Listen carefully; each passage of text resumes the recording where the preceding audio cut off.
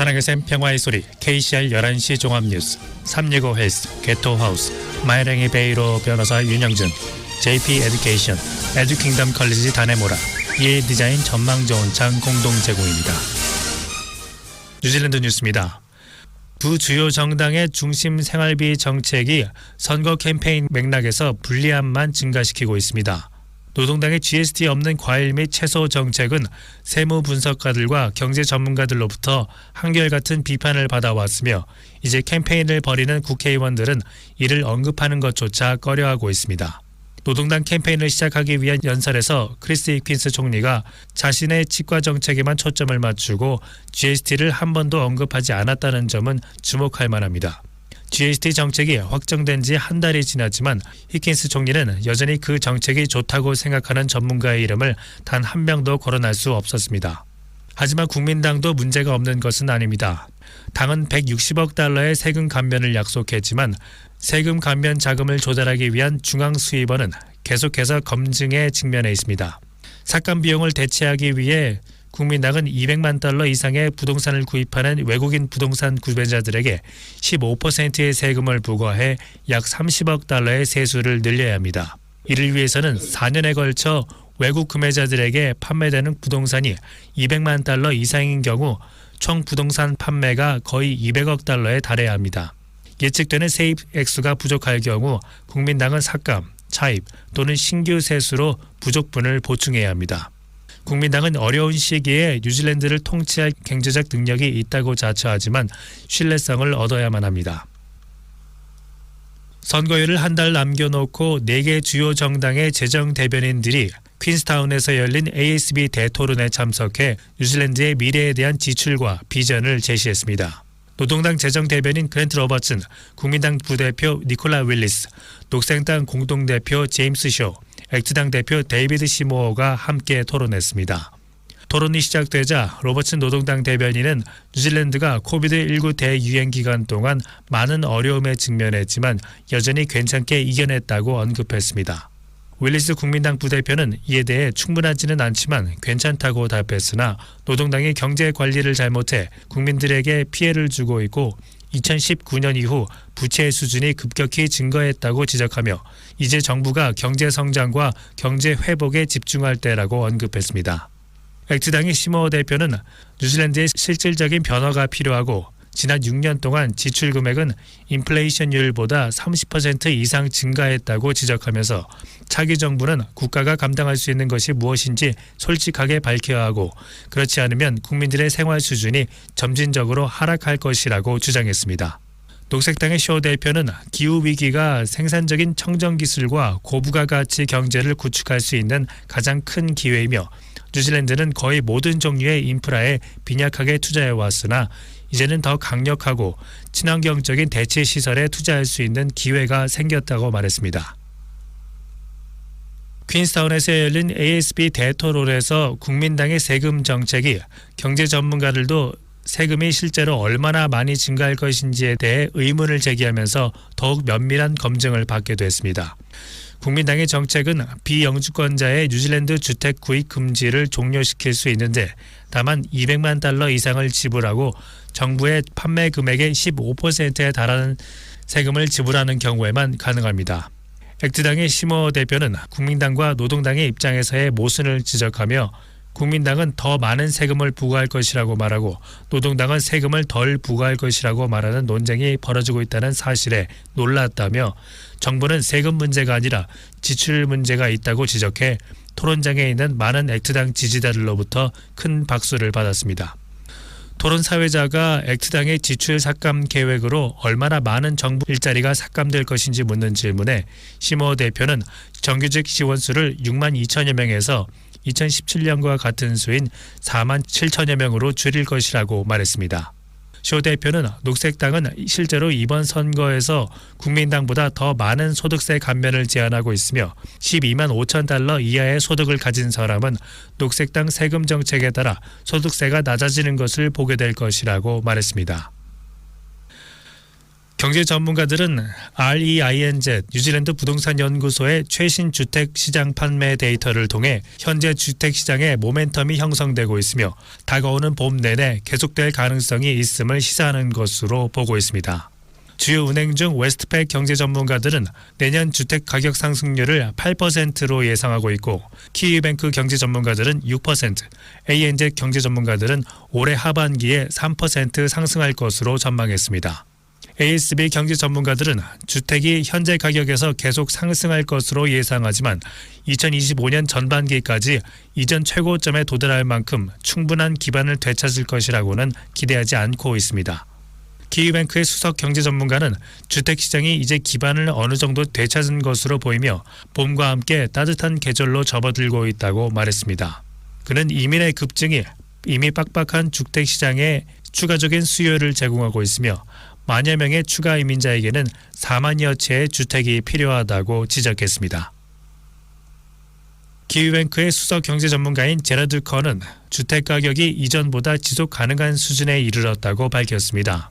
그는 주택 정책이 수요를 억제하기보다는 공급에 초점을 맞춰야 한다고 강조하면서 주택 시장의 모든 문제는 공급 부족에서 비롯되며 공급 부족은 인프라 유지 관리 및 투자 부족과 관련이 있다고 언급했습니다. 커 수석 경제 전문가는 주택 시장을 이끄는 3가지 요인이 있다고 말했습니다. 첫째, 모기지 금리 하락은 내년에 예비 구매자들의 자신감과 활동을 뒷받침할 것이며 최근 모기지 금리가 상승했지만 내년에는 하락할 것으로 예상되고 둘째로 수요 공급 불균형이 심화되고 이주 급증과 기후변화에 따른 주택 손실은 주택 부족을 더욱 악화시킬 것이며 마지막으로 주택 건설 붐이 빠르게 식으면서 주택 매물은 매우 높은 수준으로 줄어들 것이고 이주 붐과 함께 수요 증가는 앞으로 다시 한번 공급을 초과할 것이라고 언급했습니다.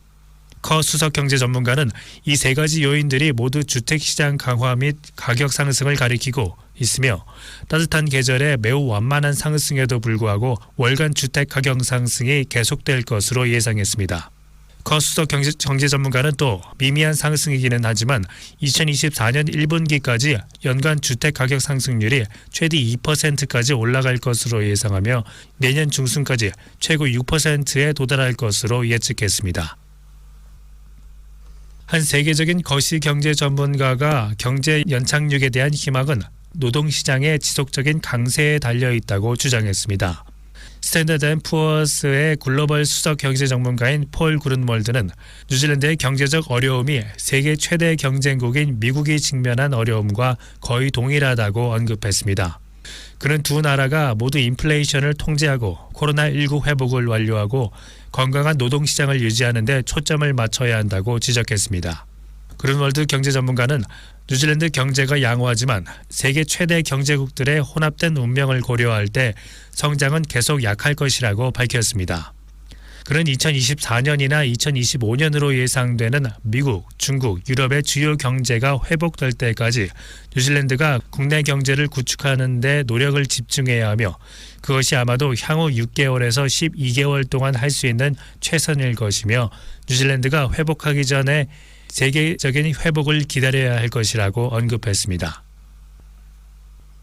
정부는 지난 수요일에 예상보다 낮은 세금 징수 속에 1년 동안 흑자가 밀려났음을 밝힌 선거 전 경제 및 재정 업데이트를 시작했습니다.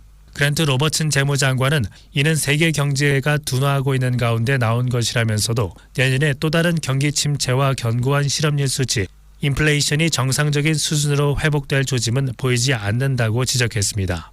HSBC 호주와 뉴질랜드 글로벌 상품 수석 경제학자인 폴 블럭샘 씨는 최근의 수치는 뉴질랜드가 다른 선진국들과 비교했을 때 하위에 있다는 것을 보여준다고 말했습니다. 블록시암은 경제를 위한 생산성과 성장 동력을 높이는 것에 강력한 초점을 맞출 필요가 있으며 그렇지 않으면 뉴질랜드는 2014년 경제로 돌아가지 않을 위험이 있다고 밝혔습니다. 뉴질랜드가 인플레이션이 올바른 방향으로 나아가고 있지만 여전히 직면한 가시적인 도전은 인플레이션이 너무 높은 상태를 유지하고 있다는 것이라고 말했습니다. 그는 여전히 인플레이션을 낮추려면 당분간 성장세가 약해질 필요가 있고 인플레이션이 현재 경제가 직면한 주요 문제이며 곧 금리가 내려가지 않을 것이라고 경고했습니다. 부동산 협회는 오클랜드의 평균 주택 매매 가격이 8월에 100만 달러 이상이 됐고 오클랜드 집가격이 전월 대비 2% 올랐다는 8월 자료를 발표했습니다. 주택가격 지수는 전국적으로 0.9% 상승했지만 전년 대비로는 4.7% 하락했습니다. 중앙매매 가격은 노슬랜드가 3.6%, 기스본이 14.8%, 사우슬랜드가 2%, 캔터베리가 0.8%, 넬슨이 0.7% 상승해 전년 대비 상승폭이 컸습니다. 웰링턴의 중간 판매 가격은 75만 달러로 전월 대비 2.3% 상승했습니다. 8월 전국에서 분양한 부동산은 지난해 같은 기간보다 9.2% 많았습니다. 오클랜드 이외 지역에서는 매출이 5.2% 증가했습니다. 전국 평균 판매일은 전년 동월 대비 6일, 전월 대비 5일 감소했는데 이는 수개월간 판매일 증가 추세에서 변화한 것입니다. 8월 말 뉴질랜드 전역에 총 매매된 부동산 수는 22,750여 건으로 전년 동기 대비 10.6% 감소했고 전월 대비로는 1.5% 감소했습니다. 주택가격 지수는 최고치를 16.1% 밑돌고 있습니다. 식품 인플레이션은 계속해서 둔화되고 있지만 물가는 여전히 상승하고 있어 장기적인 생활비 위기와 싸우고 있는 뉴질랜드 사람들에게 타격을 주고 있습니다. 통계청이 수요일에 발표한 최근 자료에 따르면 8월 식품 가격 지수는 1년 전보다 8.9% 상승했습니다. 이는 지난 7월 식품 가격이 9.6% 오른 데 이어 올해 들어 두 번째로 한 자릿수 상승입니다. 지난 6개월 동안 모두 10% 이상의 상승률을 보였습니다. 데이터에 따르면 월별 식품 가격은 2023년 7월에 비해 2023년 8월에 0.5% 상승했습니다. 계절적 영향을 고려한 후 0.4% 상승했습니다.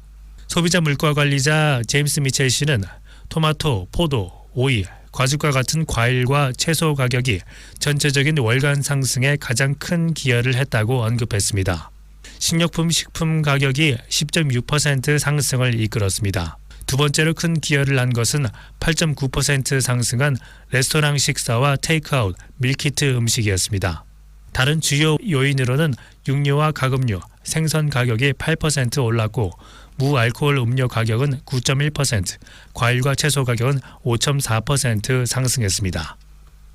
지금까지 전해드린 뉴질랜드 뉴스는 뉴스허브, 원뉴스, RNZ, 뉴질랜드 헤럴드, 스타프, 인터레스트.co.nz에서 간추렸습니다. 오늘의 환율 정보입니다. 뉴질랜드 달러 대비 원화의 기준 환율은 784원 91전, 한국에서 보낼 때 792원 75전, 한국에서 받을 때 777원 07전입니다.